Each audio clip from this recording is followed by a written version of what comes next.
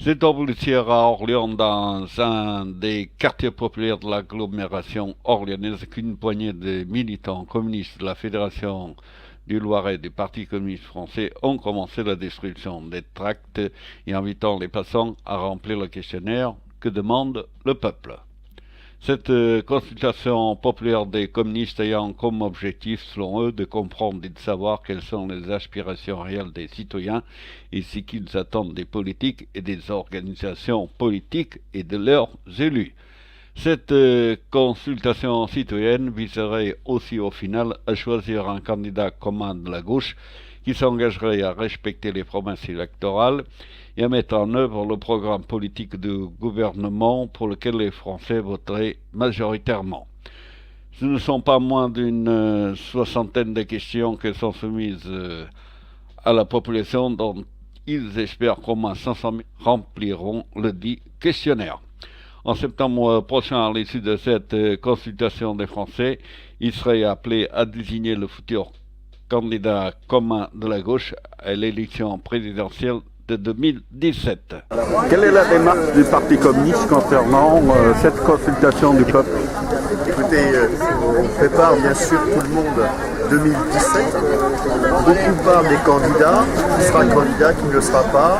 Le Parti socialiste vient de décider, sa direction du moins, d'une primaire réservée au Parti socialiste et à ses amis. Nous partons sur une autre démarche, celle de rassembler celles et ceux qui aujourd'hui, par exemple, sont opposés à la loi travail, celles et ceux qui ne se reconnaissent pas du tout à gauche dans la politique du gouvernement, pour rassembler tous ces gens. Pour les rassembler sur une plateforme commune. Pour cela, la première pierre de cette plateforme commune, c'est de demander l'avis aux citoyens, ce que personne ne fait jamais. Alors nous devons recueillir 500 000 témoignages sur cette grande consultation populaire que demande le peuple.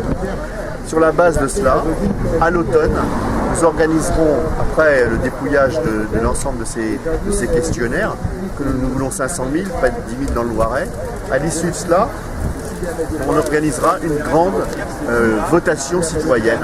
Est-ce que les 10 premières mesures qui seront proposées pour une plateforme commune, est-ce que vous, les citoyennes et citoyens de ce pays, vous vous reconnaissez dessus? Et puis nous proposerons à toutes celles et ceux, futurs candidats déjà déclarés à gauche, vraiment à gauche, qui soutiendraient cette plateforme, de se dire qui peut être candidat et porter pour 2017 ce projet. Et pour porter ce projet et pour désigner ce candidat, nous organiserons, on peut appeler une primaire ou une votation citoyenne, des candidates et candidats qui seront déclarés. Donc c'est toute une démarche qui prend à l'envers, à rebrousse-poil des intérêts personnels, des intérêts partisans, mais qui met le peuple au centre de tout, sur un projet, sur une plateforme commune et sur un ou une candidate qui pourra le porter ensuite.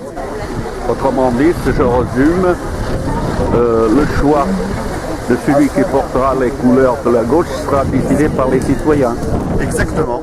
Nous voulons élargir le processus démocratique de désignation, mais aussi de construction du projet.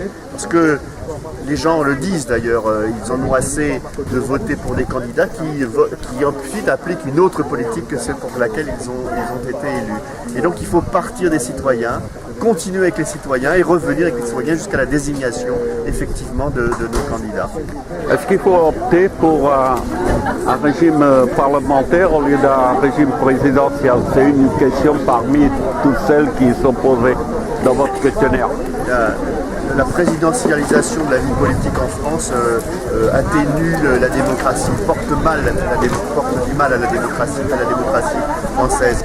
On choisit en quelque sorte un ou une candidat et tout serait réglé. Et tout compte d'ailleurs sur le casting de ce candidat. Regardez ce que disent les télévisions et les radios. Elles nous disent aujourd'hui, voilà, tout est fait, vous allez pouvoir voter pour un tel ou pour un tel. Et jamais effectivement sur des contenus. Alors, il faut effectivement réinventer la République. Nous sommes porteurs de propositions institutionnelles, de rendre au Parlement, et quand je dis au Parlement, c'est au Sénat et à l'Assemblée nationale, ses droits, c'est-à-dire le droit d'ériger, de construire, de voter les lois. Parce que ce qui dirige un pays, ce sont les lois, les décisions qui sont prises par les députés, par les sénateurs. Et donc effectivement, nous sommes porteurs de propositions pour une 6e République qui remet au centre le Parlement. Deux questions d'actualité. Le 14 juin, il y a eu une manifestation assez importante à Paris, plus d'1 million de personnes qui ont porté les couleurs d'une autre politique, qui refuse la loi El Khomri. Il y a eu des violences. Vous pensez quoi? Je pense d'abord que le gouvernement serait bien inspiré, d'ailleurs depuis des mois, soit de retirer cette loi, de repartir sur la table des négociations. On n'impose jamais à un peuple ce qu'il ne veut pas. Et de suspendre déjà le débat parlementaire qui a lieu aujourd'hui. C'est ce que demandent l'ensemble des organisations syndicales qui sont porteuses de ce vaste mouvement social. Donc c'est une première chose. La seconde, c'est qu'on ne peut pas interdire de manifester. Et confondre les syndicalistes avec des voyous est totalement insupportable. Donc nous avons là affaire à un double constat. D'une part, un gouvernement qui s'entête à ne pas vouloir entendre ce qui vient du pays. Et deuxièmement, un gouvernement qui perd un peu son sang-froid, même beaucoup, en interdisant des manifestations. Quant aux violences, l'ensemble des organisations syndicales, mais nous aussi, en tant que formation politique qui soutenons le mouvement, condamnons ces violences qui d'ailleurs desservent, et ça c'est depuis la nuit des temps, depuis que le mouvement ouvrier existe, desservent à tout coup la manifestation pacifique, l'exigence de répondre aux revendications. Et donc là, il n'y a pas de clair-obscur là-dedans.